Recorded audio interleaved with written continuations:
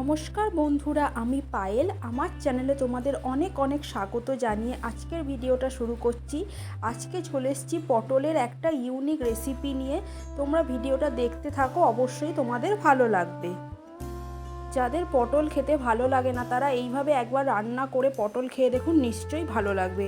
এখানে আমি পটলগুলোকে ছাড়িয়ে ধুয়ে ভালো করে দুচির করে কেটে নিয়েছি। এবার কড়ার মধ্যে তেল দিয়ে দিলাম, সর্ষের তেল দিয়ে পটলগুলোকে দিয়ে নুন দিয়ে ভাজতে দিয়ে দিলাম। পটলগুলোকে একদম ভালোভাবে লাল লাল করে ভেজে নেবো।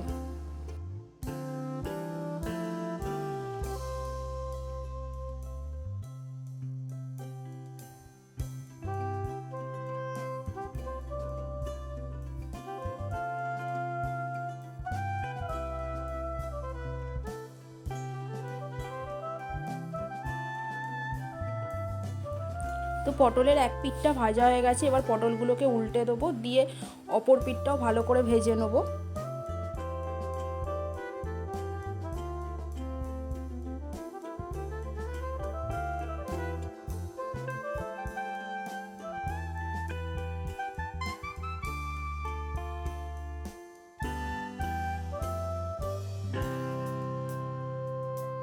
পটলগুলোকে এখানে আমি ভালো করে লাল লাল করে ভেজে নিয়েছি। এবার পটলগুলোকে কড়া থেকে তুলে নেব।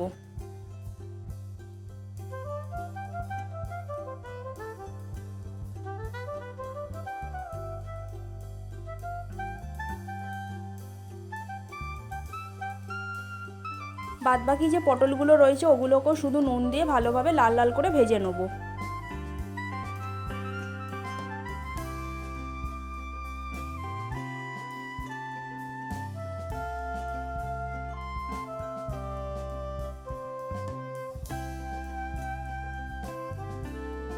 আমার এখানে সব পটলগুলোই ভাজা কমপ্লিট হয়ে গেছে, একদম ডিপ ফ্রাই করে পটলগুলোকে ভেজে নিয়েছি।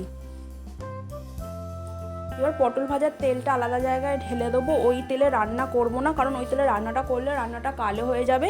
এখানে নতুন করে অল্প করে সর্ষের তেল আবার নিয়ে নিলাম। তাতে ফোড়ন হিসেবে দিলাম তেজপাতা, কাঁচা লঙ্কা আর গোটা সাদা জিরে দিয়ে তেলটাকে ভালো করে গরম করে নেব।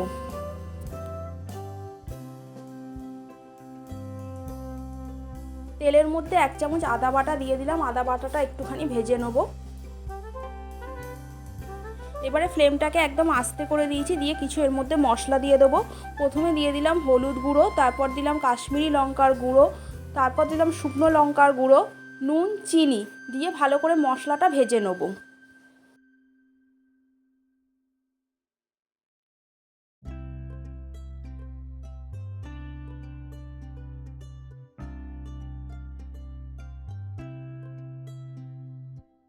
এবারে গ্রেট করে রাখা টমেটো দিয়ে দিলাম। টমেটো দিয়ে ভালো করে একটু কষিয়ে নেব।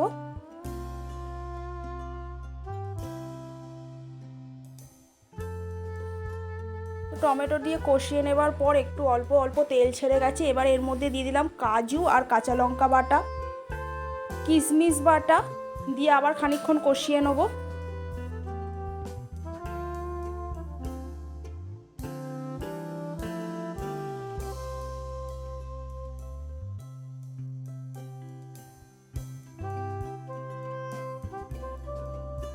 এবার এতে 3 চামচের মতো টক দই দিয়ে দিলাম।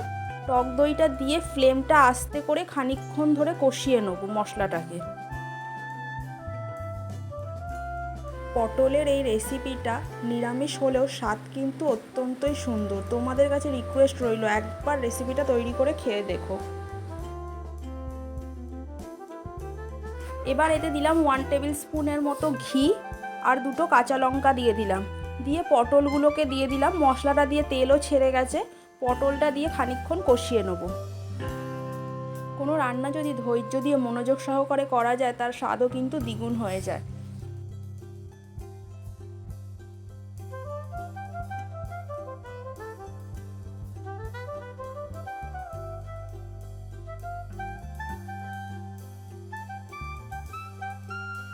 এবারে এর মধ্যে জল ঢেলে দিলাম খানিকটা।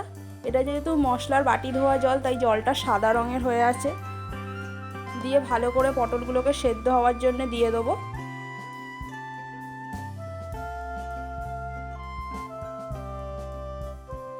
এখানে তরকারিটা ফুটে গেছে। এবার এর মধ্যে অল্প পরিমাণ ধনেপাতা কুচি দিয়ে দিলাম। দিয়ে ভালো করে তরকারির সাথে মিশিয়ে নেব।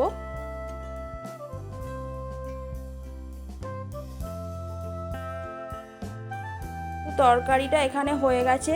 লাস্টে ফ্লেমটা অফ করে দিয়ে ওপর দিয়ে 1 চামচ ঘি ছড়িয়ে দিলাম, দিয়ে ভালো করে তরকারির সাথে মিশিয়ে নিলাম। তোমরা এই রেসিপিটা লুচি, রুটি, পরোটা সবের সাথে খেতে পারো, দেখবে খেতে খুবই ভালো লাগবে। এবার তরকারিটা একটা অন্য জায়গায় ঢেলে নিলাম। তো আমার এখানে তরকারিটা একদম রেডি হয়ে গেছে।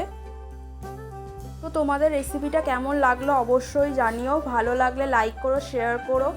যারা চ্যানেলটাকে এখনও সাবস্ক্রাইব করোনি অবশ্যই করে দিও। দেখা হচ্ছে নেক্সট ভিডিওটা। ততক্ষণ সবাই ভালো থেকো।